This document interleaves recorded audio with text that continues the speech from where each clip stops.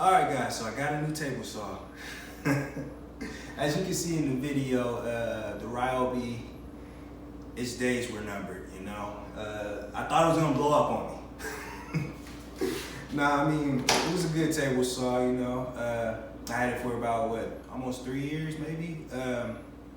I can't say anything bad about it, you know. It's an entry-level table saw, so it did its job.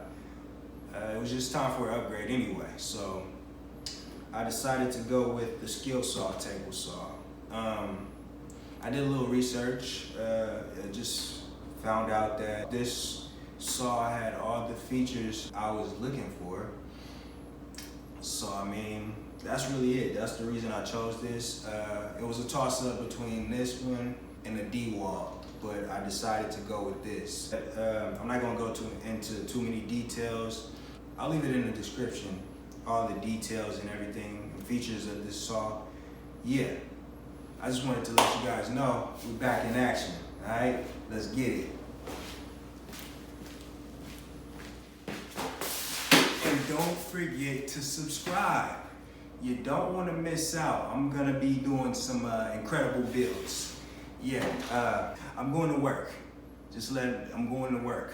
You don't want to miss out.